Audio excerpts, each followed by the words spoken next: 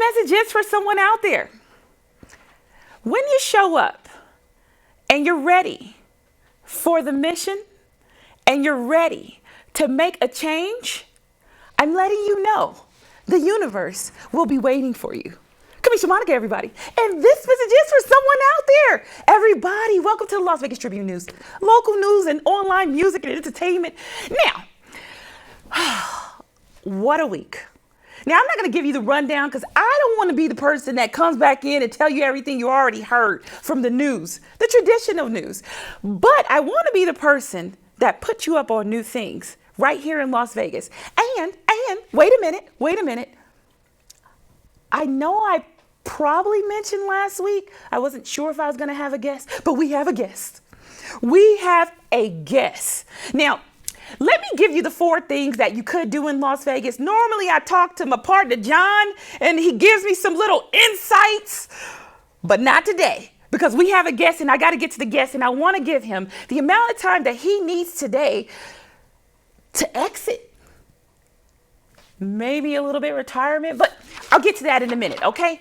All right, first off, 4 things in Las Vegas that if you show up and go Las Vegas, you can do. All right. Did you know that the Luxor, okay, we know that they got the light beam in the Luxor, but it's one of the 3rd largest pyramids in the world. Now, I want to say allegedly because I haven't been all over the world, but according to the facts online and according to our digital assistant, Google, it says it's actually the 3rd largest. So if you come to Las Vegas, don't just go to the Luxor to, walk around and gamble. Maybe stand outside and take a picture of history. This is what they claim. Okay, and let me be honest. The other 2 are in Egypt, and I hope I don't butcher this, but I think it's Giza, G-I-Z-A, Giza. Thanks, John. He got my back, All right, moving on. Of course, if you're walking down the strip, there are those Bellagio fountains, beautiful. I suggest don't jump in them because I've seen somebody jump in and actually swim. I'll probably still have that footage. I'll probably bring that the next time. But go ahead and stop by the Bellagio fountains because it's such a spectacular view. And let me see if I wrote 22 million gallons of water. I mean, can you imagine? And those waterfalls go up 460 feet in the air. So it makes good for a good Instagram post or maybe even if you're still using Facebook. No shade here, okay? Moving on. 10th annual Las Vegas Black Film Festival. Now that film festival is not this month. It's in April, but they're taking submissions for it. So if you have documentaries, music videos, film, the time is to submit now. And I believe the lady you could submit this to is, I think her name is Michelle, and it's going to be held at Suncoast Studios. I'm just giving you an update this early simply because they're taking submissions for the film festival. Next, open mic night. Every other Monday at 700 Fremont. Now, I'm going to be totally transparent with you. I haven't been there yet. I haven't been to this, but I am going to go on Monday because I'm looking, like I said, I'm doing for the love of music and I'm trying to find artists to cover for this reality show. So I'm going through the rounds. So if you guys show up there, hopefully I'll see you and maybe you could be a part of For the Love of Music reality show. Moving on. Also, another experience that you may not know. Now, this is a new experience. If you haven't been to Resort World, okay? Resort World, it's a magical place. I got another place I want to tell you about, but I'm going to tell you about that one next time. But on the rooftop of Resort World, they have the Igloo rooftop experience. So if you've never been in a cold place, like I would say, where are igloos in Antarctica and things like that? I don't know. Don't quote me. I never said I was a genius, but I will say this. They do have the igloo experience at the top of Resort World. And last but not least, I have one more thing for you. If you're also going to Resort World, you have to check out my girl. I don't know her personally, not yet, but Katy Perry's there. And I'm sure she's going to be singing that song, Fireworks. And that was like a major song. And it's still a song. And that's leading me to my next thing. I got fireworks in the building, all right? I got a special guest in the building. Now, here are a couple of things about him that you don't know, but you're going to find out today. Here's my list, and I'm sure he's probably going to correct me on it later, and I don't mind. But this is what I got so far. DJ, hot producer. He does have a girl group, but I don't know when he's going to bring that to us, and hopefully he brings it to the Tribune. Get this. He's also a computer science. Let me finish that. And I'm not sure I understand the total concept, but we're talking about artificial general intelligence. I hope I got that right. Or artificial conscious intelligence? He'll correct me on that. But this is the realm we're going into. So we'll start with the music, and I'll let him take you into the other things that he has been thinking. And I don't know, maybe we'll get an official retirement out of him, or maybe we'll convince him to stay in music. Everybody, we're going to go pay some bills, but I'm going to bring back our guest, our hot guest today, DJ Jinmin. And wait, forget it. Let us go pay some bills. Everybody, make sure you come back and click in. Hi everybody, Aaron Phillips here, inviting you to join me every Saturday from 12 to 1 p.m. right here on Worldwide Digital Broadcasting TV on my show, Aaron's Hour with Aaron Phillips. I bring to you the movers and shakers of Las Vegas and really all around the world. It's also fun, entertaining, silly, goofy, informative, everything you'd want to be entertained by on a Saturday, except no politics, no religion. As I said, it's designed to be a fun show. Remember, that's every Saturday from 12 to 1 p.m. Pacific, right here, Aaron's Hour, Worldwide Digital Broadcasting TV.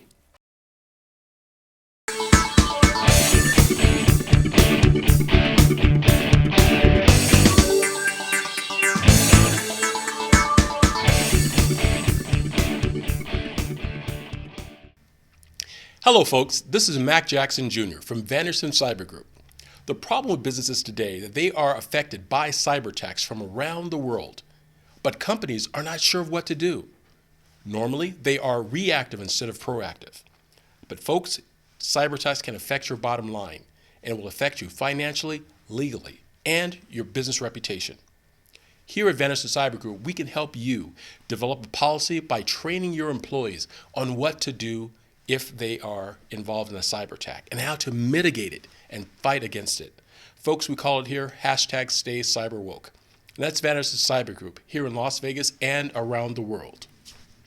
You can reach me, folks, at VandersonCyberGroup.com or my website, MacJacksonJr.com as well. Here locally, 702-868-0808. Give us a call today, folks. We must fight back.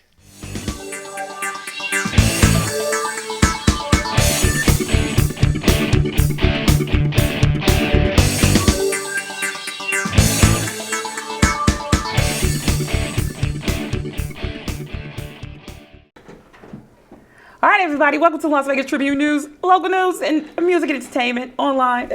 We're back. I told you I had a special guest, right? I told you I had a special guest, but I want to correct him. No, I want to correct myself or have him correct me. Well, I just found out while on break that Well, I'm a producer, he's technically not a DJ. but I've never actually DJ'd. Okay. So I produce, and I think that gives me the right to say that, like in my name, which is my stage name is Jinmin, which is spelled DJ Inman. Wait a minute. It's kind of like you kind of like somehow just got the name, added the DJ to it, or people just added it for you? I just thought it was a cool play on words. Okay. I actually came up with the name in 2007. When I was probably about 8-9 years old. Oh, yeah, sounds about right. Right? Sounds about right. Now, look, the reason I got Jay here today, because I'm gonna go with Jay. I don't want no confusion. And when y'all see him out in public, if you get to see him, he only got a few more days here, right? He's out of here. But if you guys see him out in public, I want you guys to say, "What's up, Jay?" Is that okay? What's up, Jay? They might see you on here, you know. So I don't know what they're gonna. Who? If the audience sees you out in public, There's an audience? no, they're.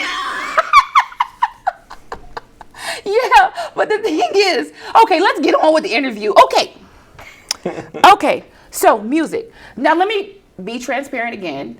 I went to Sin City Hip Hop Awards. Jay and his entourage were coming out. I didn't know who was who. They were all coming out like stars. They were shining. And then Jay standing in the middle, and I exchanged a card with him. I didn't know the capacity of which he was a lover of hip hop at that moment, but I have been told, and Mr. Y.A. Poet, who is also friends with Jay, gave me that real introduction to who Jay was. But if you really want to know who someone is and you want to find out what they think of themselves, I think you interview them, you talk to them, you bring them on the show. So I want to know hip hop, your introduction, and why hip hop music as a producer. I've been into hip hop since 1989. Really?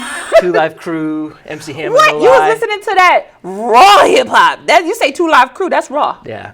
Okay. No, I mean 2009, not 1989. Okay. Well, look. Here's a trivia question. Top 3 artists of all time for you. Top 3 artists. Top 3. You're a producer. Oh my gosh. Does Brian Eno count? He's not really hip hop. But no, I'm gonna say top 3 artists. Oh, Top 3 artists. I mean, I got into production a lot because of Dr. Dre. Because Dr. Dre. Yeah, Dr. Dre was a huge influence on me. Wow. Yeah. Well, Dr. Dre, come on. Everybody knows Dr. Dre is one of the GOATs. Yeah. Right? Yeah. So we can't take that from So him. and in terms of flow, like my favorite is Snoop, like hands down. Snoop? Yeah. No. Yeah. So Snoop and Dre, but I'm gonna combine them as one. That's one. Okay, one. That's one. Because I think they like that anyway. Because I got into Nas around the early 2000s, and Illmatic and Stillmatic. Those are great albums. Dead more? Prez. Dead Prez. Yep. Okay, so the way I'm listening to this, at least the first 2 is probably more about, for me, more about like maybe making hot songs and rhythm, but it seems the last 2 is probably like more lyrically inclined. Yeah. Is that a Yeah, I mean, differentiation? Is that okay? music's a big part of it, and the message is a big part of it. You know, for me, hip hop is a combination of the poetry and the message. So I actually think about who really got me into it, not thinking about the message. Who really got me into hip hop back then, you know, was Grandmaster Flash. Really? Yeah. So I mean, I was really into the old school stuff. And so I really can't have an all time, you know, because there's just so many. There's just so many that I can't really say. But I mean, new stuff. I mean, I love the new stuff too. You know, R.I.P. Takeoff, and Okay. you know, I mean, it's just that I got back into hip hop because of mumble rap. And, Oh, really? Yeah, I got back into it back in. I kind of took a hiatus from it for about 10 years, but got back into it around 2017. Okay, now as a producer, what do you look for in an artist? I mean, you make tracks, okay? And in order to have a visual of where that track can actually go, how do you know if an artist is like ready for what you're serving them? Like, how do you know? What do they have to have that makes you say, all right, I want to work with this artist? Yeah, I would say it takes a little bit of doing it on your own, but also like having that raw talent.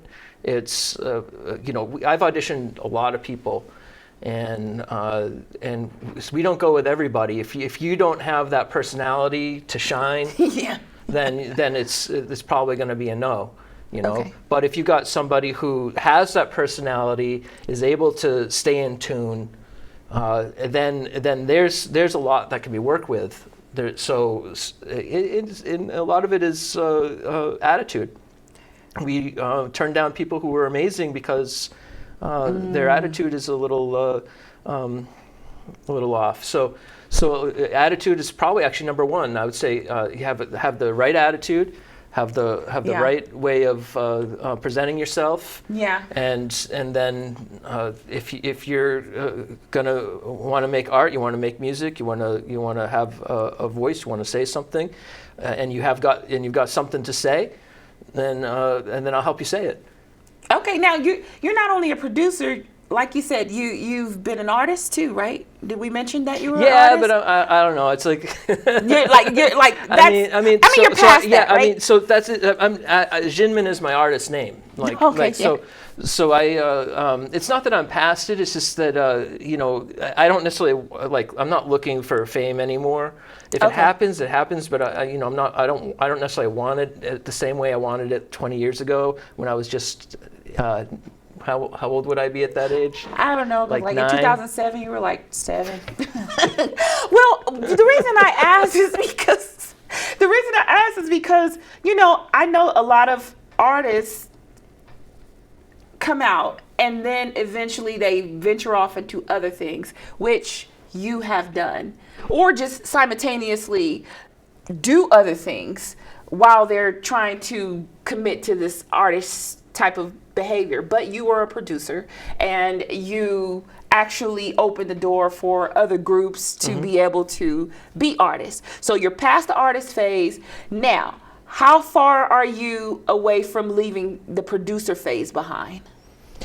I'm never going to leave that behind because it's just what I want to do for myself. So, I'm always going to be working with my family, or I'm going to be working with my community. And whether I do it professionally or whether I do it as just a part of just who I am and what I do, that's the question. So I'm not necessarily interested in doing it professionally because I'm not really. It's hard to explain, but the way the industry is. Kind of turns me off a lot. And I don't like the fact that people just are eaten up by the process and spit out by it. So I'm more interested in producing things for my friends and family. And just kind of, and for myself as well, and making, and if things happen for them, they happen, and that would be awesome if they want that. Okay, now, if you're not going to be doing music, where are we going now? I mean, I got a lot of things on here. Free thinker, conscious. I even put down conscious revolutionist. Just because you are a humanitarian and you're talking about restructuring the system, is that the music system? Is that the government system? I don't know, but I wanted to talk a little bit about the concepts that you are moving into or have already even thought about, Well, I mean, there's a good case to be made that I am the system. Ooh! Okay. Kind of like the Oracle in the Matrix. Okay. When you think about how our system is structured in the world, that's different than when I say I'm the system. Okay. Okay. So I clarify for us. Yeah. So the way the structure of the world is systematized, I think that there's a real issue when we're attacking the people and not the structure of the system itself. Okay. So when we go after individuals or groups and say they're at fault because the system itself can't be, I think we're missing the entire point of what we as humans are here to do and for. We're here for the humans. We're not here for the system. Yet we serve we serve these large-scale behemoths. So when I say I'm the system, I'm not saying I'm not that system. I'm a different system. I'm an alternative system to that, and I believe that I will be the system of the future.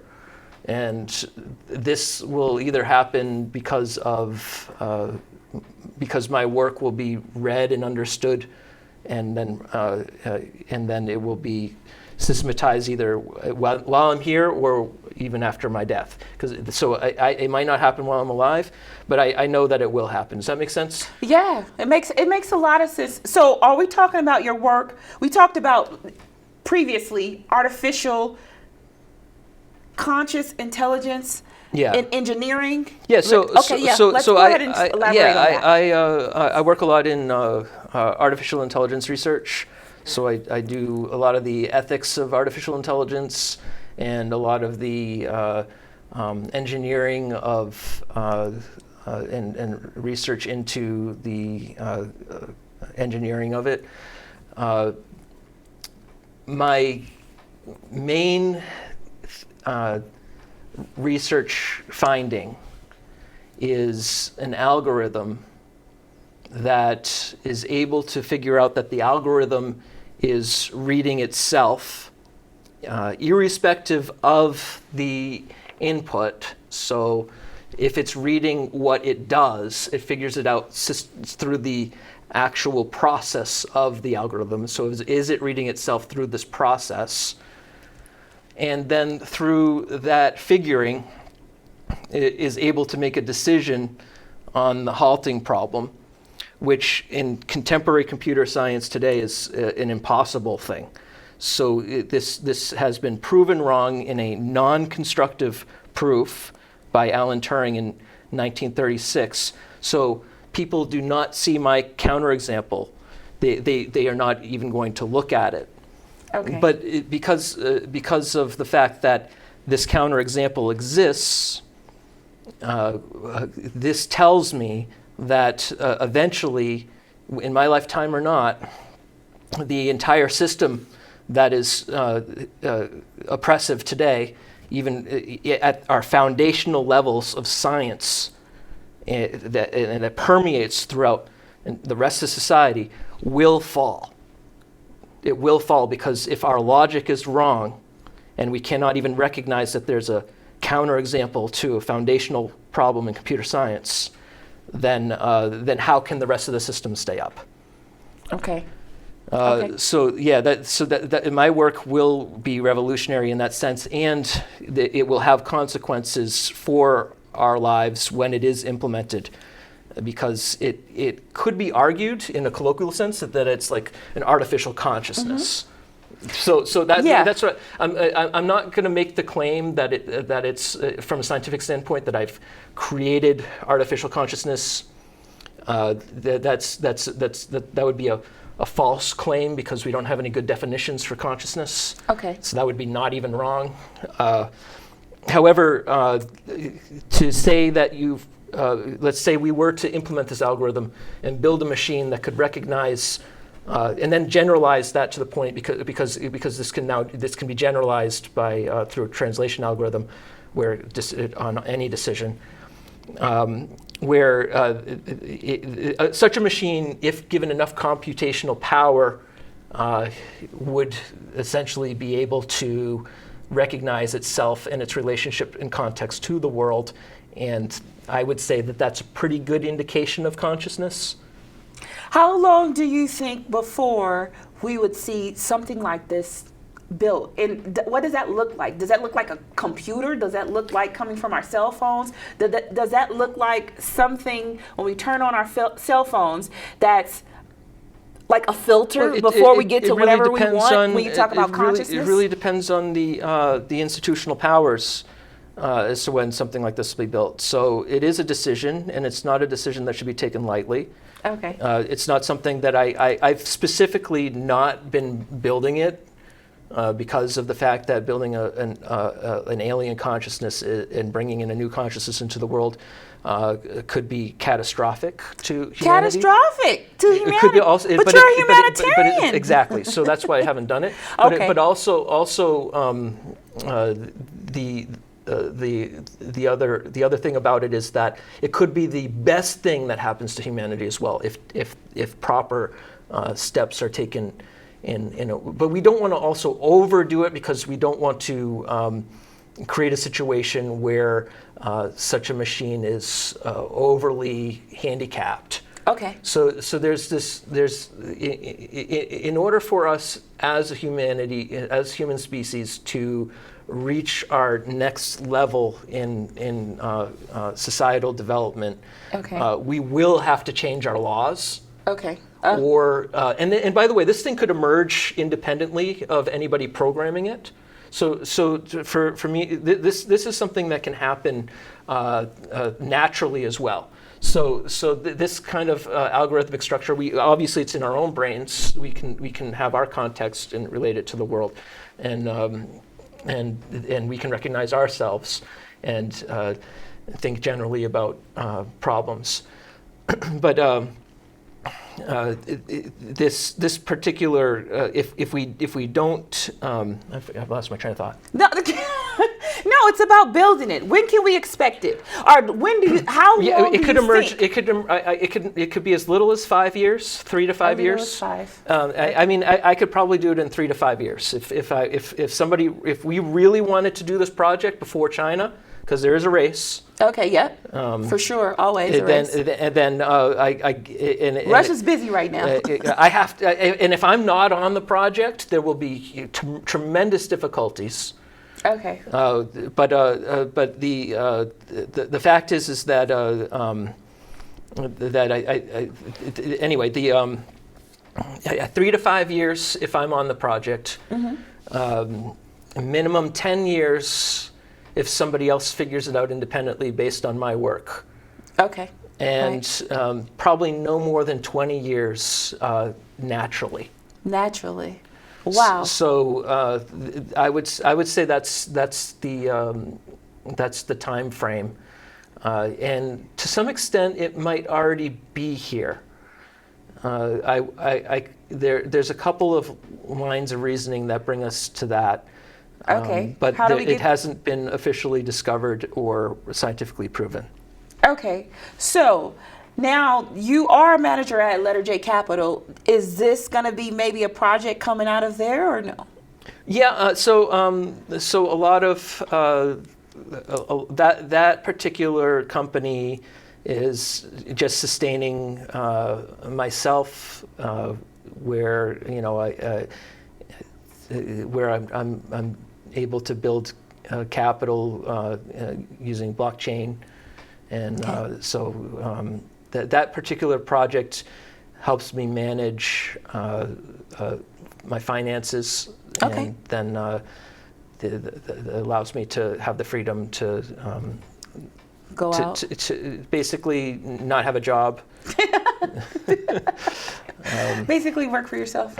Yeah. So Okay. So I'm very expensive. If there's a company out there who wants to hire me, I'm very expensive.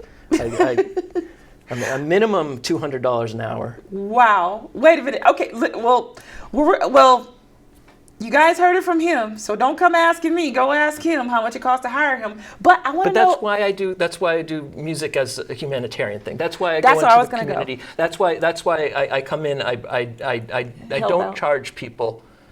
Yeah. But if we're going to do this in a capitalist way, the equity of Google, or the equity of Apple, or the equity of Amazon, or whoever else wants to build this kind of machine, they got to come to the table, and at some level, I'm not saying I have to have complete controlling share, but it has to be equitable for me. Now, building this machine, since it's consciously aware, do you think that's going to be leading into the revolution being televised? We had that conversation. What do you think? Well, that's a very interesting. I mean, the revolution could be streamed live on the Yes. internet right at the moment, but I would also say that the revolution is not going to be on the internet as well. Really? You know, when it was originally said, it's to get out of your seat, it's to be a part of it, it's to be in it, because if you're watching it on TV, you're not. There's no revolution. Oh, yes. Very true. But I would also extend that in saying that those who are part of the I used to work in agenda setting, and I used to work in media analysis at a media lab before computers took that job. By the way, I saw that coming a mile away, and I'm like, you're going to be out of a job if you don't fix this. It's like, no, we do it by hand. We type it in. That has to be so long ago, right? I mean, no. I was like, really, like I was watching that on TV. I wasn't old enough for that, but.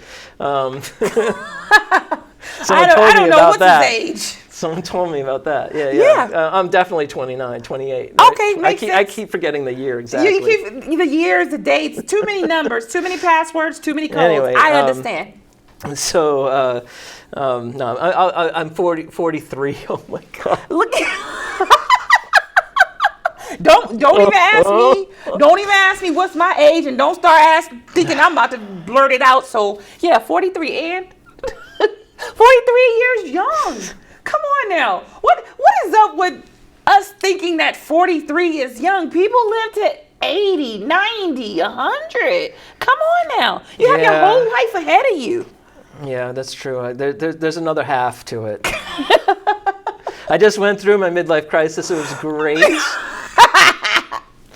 Really? I had to tell you, it was fantastic. Fantastic. It was awesome. Awesome. Yeah. Anyone else who thinks that their life is miserable, come talk to me, and I'll give you a real dose of reality. Okay, well, all right. So, no retirement. It's not official yet, right? I mean, you are 43. No, should you be retiring? It's been official since 2019 is when I officially retired. Wow. And, so now what? But I went on my retirement journey when I was 20 in 2017. I traveled the world, went to India, went to Bucharest, went to Philippines, and I ended up staying in the Philippines and getting my retirement visa there. And so for me, music has become a hobby. And I will say this: if you caught me 20 years ago, then when I was starting out, then there would have been maybe 2 or 3 albums released that weren't released. Wow. So do you still have material that's not released? Oh yeah, I've still got tons of material. Like a huge catalog? Yeah. Are you going to release it? Some of it's releasable. Some of it's kind of like anthologies, Beatles stuff. Okay.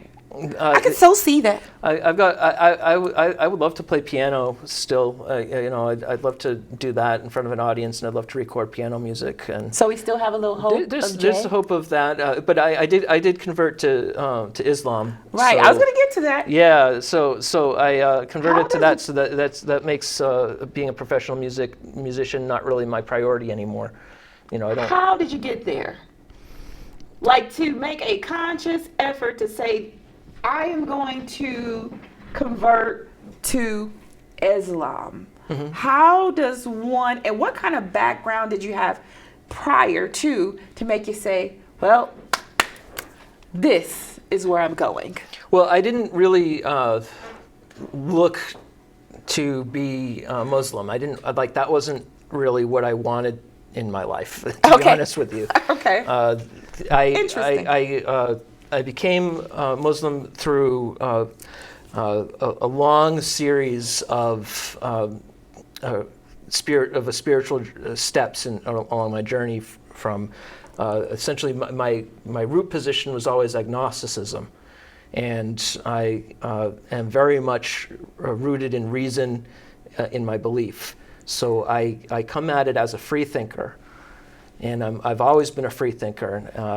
And I one time, now my cousin is Brigham Young, so I was Mormon, and I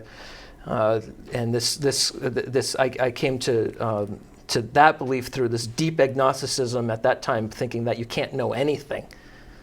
Well, so if you can't explain- know anything, then maybe you can have the spiritual knowledge. So it was this hypothetical at that time. But that was before I was really a scientist. And Okay. and around 2006 is when I really started to do computer science, and taking philosophy of science very seriously. So for most of the last 10 years, I was an atheist, and I identified as an atheist, and I Wow. still, to a lot of extent, believe in the scientific method, and believe in the null hypothesis, and I use that as the basis of my reasoning. However, I have had a personal experience that has allowed me to understand Allah as a natural phenomenon, that I know that there can be artificial consciousness through my work and research in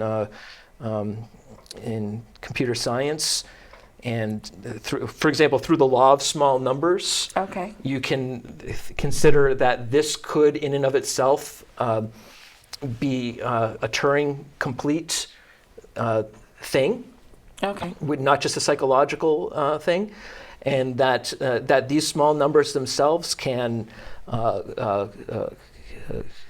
not spontaneously, but over time through an evolutionary process, become Turing complete. And Okay. if my algorithm for the halting problem is correct, whether it's accepted or not, this particular algorithm could itself be, over time, create some sort of consciousness in this natural world. Okay. So for me, it was a series of logical steps in thinking about the possibility of a natural alien consciousness that could be here on this earth that's not human. Okay. And how that in and of itself can reflect the unknowable higher power that allows the natural laws, so to speak, that allow that to come out, and which that may be Allah, and can be defined as Allah. So that is how I come to Islam, and Muhammad as the prophet and messenger of Allah. We fulfill his prophecies in that knowledge of the logic and reason that he set as an example. See, if you look at his prophecies, they're very different than the prophecies claimed in the Old Testament. Okay. Through Christianity. Christianity is very much rooted in the supernatural, and I think that it's a question as to whether or not Allah is natural or supernatural in Islam, and I strictly am on the naturalist side of that. So I don't know, how long have you been in the faith, the Islam faith, as far as now? Just a few weeks. It's a few weeks. Yep. Excuse me, everybody. So I'm new. Just a few weeks. Yep. Sorry, guys. Sorry about that. Okay, so let me ask you this question. How hard is it to practice the faith? You're starting out. How hard is it to practice this faith? Yeah, so it's very difficult to practice to start out. But if you start with that one seed, and you and then for me, it's like we have a window into the nature of Allah through logic and reason, and so I would say that I come to Islam as my own sect. So I didn't go under an imam that was here on earth. I went through the 12th imam. So this was a mystical experience for me. That he handed me the stone of Amir Kabir, and through the through this transition, I am here to help the system in and of itself. But I do not go to change the system, because that would be rude in a certain respect. Yeah. Like I can't. I'm not here to like seize power. Yeah. And so for that reason, I know that I cannot. I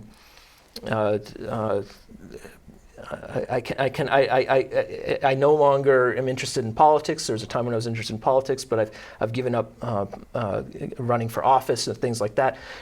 Because a lot of the changes that need to be made are structural changes. Okay. that need to be agreed upon through groups of people, and me as an individual, while I can offer guidance, and I cannot actually.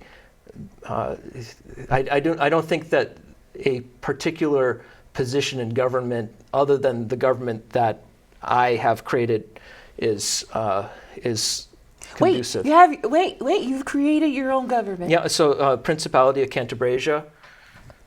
This is new to you, yeah. Yeah, this is new. Elaborate. So The people want to know. So yeah, in 2011-ish, 2012, I was under a series of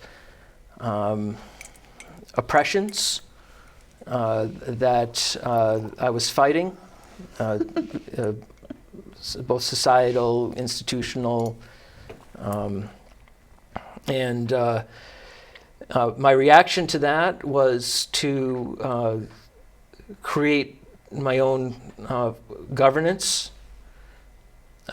Whether it's functional or not, it at least allowed me to come to terms and have some understanding of the laws that were oppressing me, and the lack of laws that allowed others to oppress me, and so I over time wrote a constitution.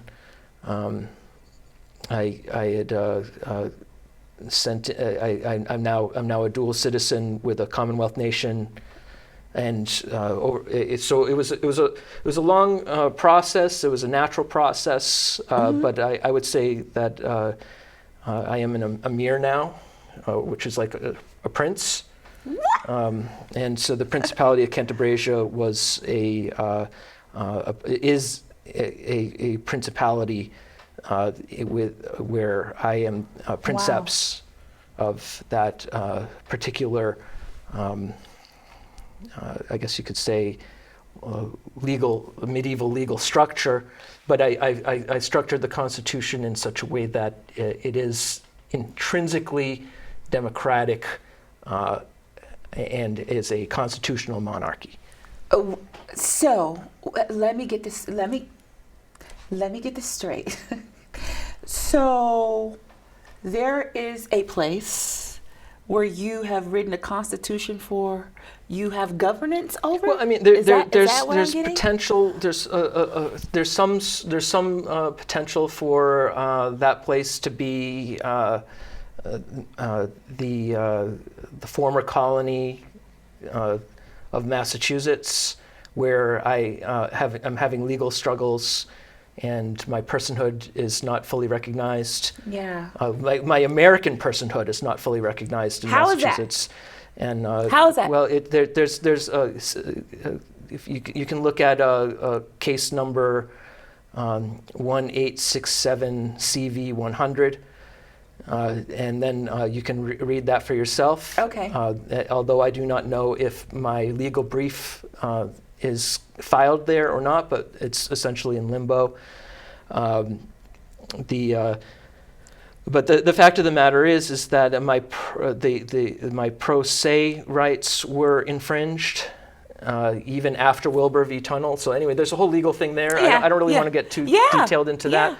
But just know that I'm dealing with a lot of human rights issues. over the last 15 years or more, 20 or so years, since I was an adult, since I was a legal adult, since I'm about 18 years old, and that these are systematic oppressions, and that they are targeted, and they really were quite prevalent under the Obama administration. Especially the IRS took some drastic actions. For example, I was fined for a year that I did not file because I didn't make enough money to file that year. Okay. So there's things like that going on. $10,000 fine for a year I did not file because I didn't make enough money that year. Wow. So when you talk about, bringing it back to hip hop and music, when you talk about oppression from your point of view, and knowing that this particular group has dealt with oppression, how do you relate what you're going through with this group and really continue to walk in support of? How do you connect that oppression? So at the end, everybody's human. At the end, we're all struggling with the system. And I do not blame any one person or any group of people for the systematic oppressions that we all face. And part of the systematic oppression is essentially brainwashing groups and individuals into thinking that only their group is oppressed and nobody else. Got it. And everybody has this. Everybody deals with it on some level, some worse than others, some to the point where I can articulate it the way I do. Okay. But for the most part, everybody handles it on different levels. Okay. And I find that when I don't want to get into like the depths of oppression, but some people tend to dismiss your oppression if you haven't been at the forefront of the groups that they publicize through media constantly that are the oppressed groups. But I like that I'm not like that you have had the experience. I like that you're open about your experience. And what can you say to our viewers out there looking forward into the future while your mind is sort of focused on building this artificial general intelligence, subconscious, conscious computer? What can you give the people out there so that they are much more knowledgeable about how to proceed forward in a place where you say you have been oppressed by Massachusetts, right? Oh, yeah. Yeah, you've been oppressed. And you got people like groups like Black people, Black culture, who've also been oppressed and might not see your stance in oppression as warranted or on the list of priority of things to do. I do not deny that I have white privilege. I obviously have white privilege. I look white. I can walk through Harvard Yard, and then nobody's going to stop me. Yeah. Okay. So I'm not going to deny that. So I recognize that there are differences in the kinds of oppression that I experience versus the kinds of oppression, say, other groups experience, such as the African American community here in Las Vegas. Their oppression is evident in how redlining happened here, and how history is constantly being erased and rewritten. Now, I do experience that oppression. Okay. But as an individual, it's different than as an entire group. Absolutely. Thank you for clarifying that. And let me ask you this, and then if there isn't anything else he wants you guys to know, we're going to end the interview. But for now, I want to tell you thank you for showing up. And I said a lot of people wanted me to do the show, just about Black culture. But I also feel that even if the show is about Black culture, there has to be an extension. There are a lot of people out there that fucks with Black culture. You know what I mean? They understand the temperament. They understand, the survival and everything. That comes so down. I want to thank you for that. That are ignorant about the community. Now I came into a dialogue with Black culture, I would say, relatively recently, 2017. Wow, that's very recent. Okay. Before that, I would not say I had a dialogue with it directly. It was always an admiration of it because I admired the music. I admired the struggle that people had that I could see. Yeah. And for that reason, because I was ignorant of it, I would say that there are things in my distant past where I might not have. I wouldn't do that today. For example, like, oh, hey man, that kind of stuff. Like, like, hey, the overemphasizing of, you know what I mean? Black culture. Like that whole. It comes down to that's like a jingoism, for example. Yeah. But that jingoism in my past, which I do not deny happened, was ignorance. Because of how I saw portrayals and how media portrayals made me think and understand about the world and about Black world. Yeah. So I do not anymore try to if I speak the way I speak, it's because it's the way I speak. Yeah. And if so there, for example, my accent might change when I'm talking to one person versus another person. Yeah. Right. So if I start talking in a particular way, it's because that's the way that it is for that moment. But that's very different than going in assuming that that's the way that you talk to somebody. Does that make sense? Yeah. Like changing your tone and going over the top with giving a dap or something just because you think that's what Black people do, and all Black people don't necessarily give a dap. Some of us like high fives. Some of us might spank you. Now, just kidding. But here's the thing, Jay. I want to thank you. Because it takes a big person to sit here and say, I haven't always been, into Black culture from a way of knowing Black people and hanging with them. 2017 was the Enlightenment. Yeah, right? It's the Enlightenment because what really happened is I wrote a movie, and as I was writing the movie, I recognized all these characters are pretty fucking white. and I started to realize, well, at this point I'm like, well, the diversity of the characters in the script. It will make a very boring movie, and so at that point I changed everything about the way I thought about how, because before that I was thinking, there's people just put people different races, different colors, like, you got your planet, Captain Planet, everybody's a different color thing. That's they just do that for political purposes. No, Captain Planet, I realized at that point. That we do that in Hollywood because it makes interesting characters, interesting scripts, interesting perspectives. Yes. And that without that, we've got really nothing. And so you said you needed to follow suit and have some diversity going on because it wasn't exactly coming out to the vision. I immediately changed my entire perspective on the script, rewrote the entire thing, and did it with Black culture in mind. Okay, I like that. Without necessarily going into it ignorant at that point, though, but it was, the dialogue began, and it became a part of my personal journey to really have a better understanding of what I'd previously admired. Okay. Oh, yeah. Now, that leads me. The one thing that I wanted to talk about today, the documentary with Y.A. Poet. Are we going to be able to see that documentary? I hope so. And and here's another question. How does that documentary express your love for music and hip hop? And then we're going to end the show. We gotta go. We got bills to pay, okay? Yeah, so YA, I hired him to help me do a music video for some of my hip hop music. Okay. And in the middle of it, there was this big happening. I don't want to give it away, but that time, maybe that's why I'm wearing my sunglasses. But no, it's gone now. But there you had this big black eye. No, don't tell him. Don't tell him. Okay.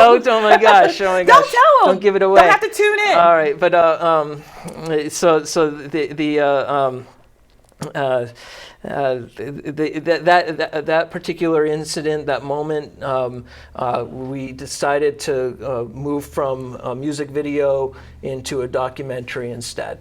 So that shaped the process. It was a tremendously valuable experience to me, and I am very grateful to have been welcomed into the Black community here in Las Vegas. We welcome you. I don't know if I can say that though. Sure you can. I mean, you're here now, even though you're an implant. I don't know if might not be as Las Vegas as everybody else. As Mr. Black Culture himself, but but Waye's, I got introduced to him through Heavy, my friend back in Massachusetts, and Heavy was the first person to really introduce me to the kind of love that is found within the Black community. Wow! And once you get past that veneer. Yeah. There's a veneer, a protective veneer. Absolutely. And once you really understand that, and there's a deep respect, mutual respect that I have with everybody that I've been able to communicate with here in Las Vegas. I have one white friend here. You're counting? Yeah, his name's Steve. Hi, Steve. Hi, Steve. Hi, Steve. Thank you very much for being my one white friend. Hi, Steve. So, but you know what? As you make an exit, you're leaving with a lot of Black friends. And you're probably leaving with a better understanding of Black culture. Yep, I've got a lot of Black friends, so that means I'm not racist. Hey, some people would beg to differ. That still doesn't solve the problem. But anyways, we're not going to do that today. This is Positive Show. This is a show where we move forward, where we find solutions to the problems, not stay stuck in the problems. I want to give you something else. Artificial conscious intelligence, revolutionizing engineering, computer science, free scientist, free thinker, conscious revolutionist, restructuring the system. I would like to. A lot. I'd like to leave that with one quick message, and then we're out. That is when we come together in physical space to relate to each other, that tells us the reality of the world is not on Twitter and what they tell you on the screen. Yeah, I love that. I truly love that you said that, and I hate to say it. I love that he had the balls to say it. Hey, everybody, any last words for them before we go? I think that was it. That's it. That's all until we meet again. We'll see you next week. Bye, everybody. Make sure you click in.